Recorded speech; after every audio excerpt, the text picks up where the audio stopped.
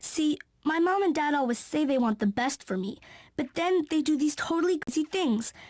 Like last week, they told me that next year I'm going to have to go to a new school.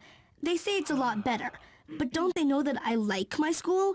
I mean, if I change schools, I wouldn't have any friends at all.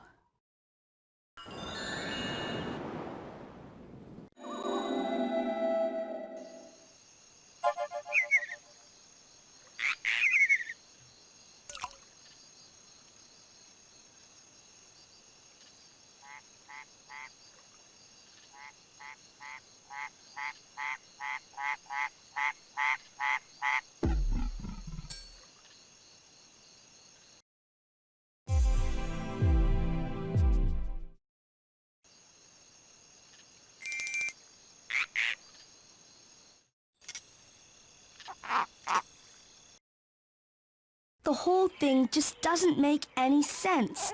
We've lived in the same house since I was really little, and I've known my friends here forever. And now, all of a sudden, Mom and Dad think it's a good idea to change everything just so I can go to some dumb school that they say has a good music and dance program? I don't know. Dad's going to have to change his hours around so he can drive me, and I'm going to lose all my friends. It's crazy.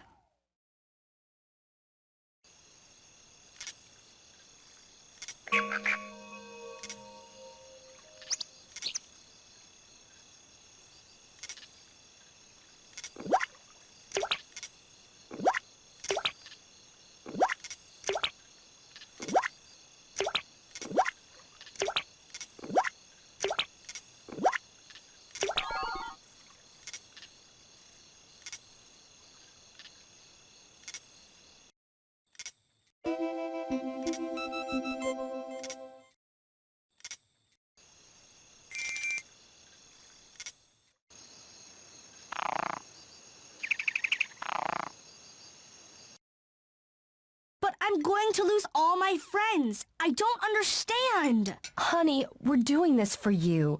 This new school will offer you challenges and a great music and dance program. Sweetheart, your mom and I want you to have every opportunity in life. Your new school is much better than the schools around here, and I promise you, you'll meet a lot of other creative kids just like you. But what if I don't want to be challenged?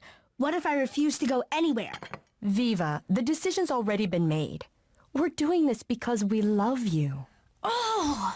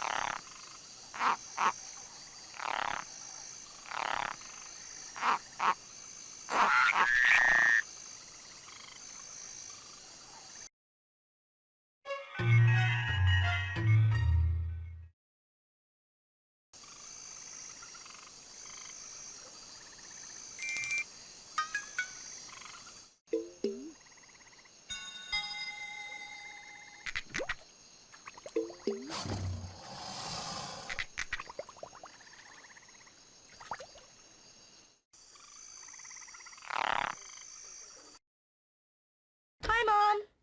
Yes, yes. Jack and I have told Viva all about it. Well, you could say that. She really isn't looking forward to leaving her friends behind. Granted, it will be a tough transition, but both Jack and I know it's the best thing. And Viva's resilient. I'm sure she'll adjust quickly. Well, I'll send you the last of the paperwork by the end of this week. Thank you so much, Mrs. Glenn.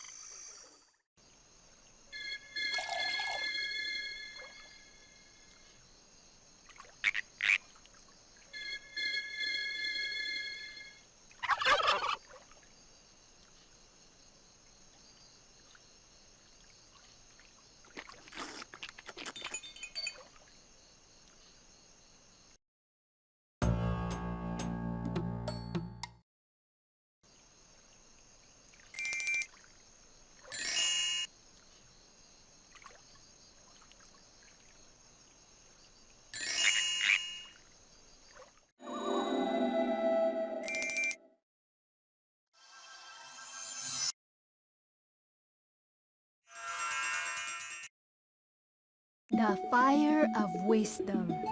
Many generations ago on the island of Mindanao, there lived a young girl named Nico. Nico and her grandmother lived atop a mountain that overlooked a tiny village.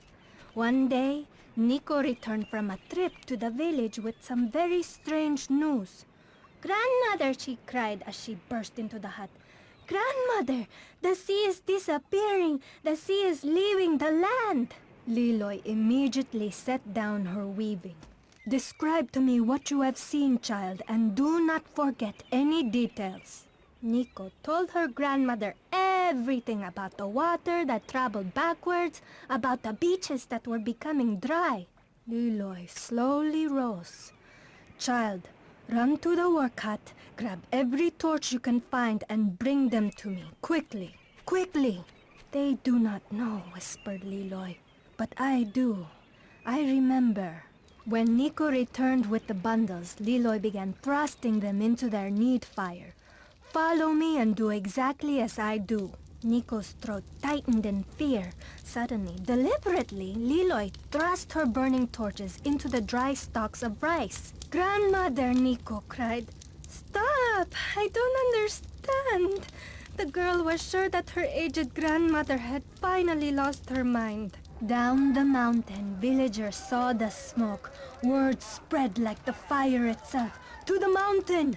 To the mountain!" cried the villagers. "To save Liloy and Nico!" The people ran up the mountain, prepared to fight the blaze. But Liloy put out her arm. "No, let it burn."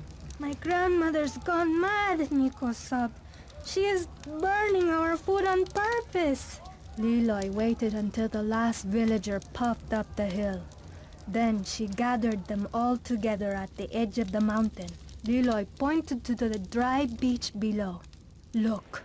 To the villagers' amazement, a dark wall of water thundered toward them. "Friends, there has been an earthquake at sea," the wise woman said. "It happened once when I was a girl. First the sea is pulled back, but soon it returns." No sooner had Liloy spoken, but the terrible wave crashed against the island. The ground shook beneath their feet. Their huts and boats were splintered like dry stalks of rice. Liloy had saved their lives. "You see now why I burn my crops," Liloy said. Nico wiped away her tears and bowed her head in respect. Everyone worked together to extinguish Liloy's fire, and Nico found a few stalks of rice that had been spared by the flames. "May I help you plant the fields again?" Nico said, reaching out for Liloy's strong brown hand. Sometimes it's really hard to understand what Mom and Dad are doing, but I guess they really do love me, even though things they do can seem scary or confusing on the outside. It's going to be really hard to switch schools and everything, and I'm really going to miss my friends, but at least my parents understand what I'm feeling. They're showing me it takes courage to change something that's really big, so maybe I can use my courage too.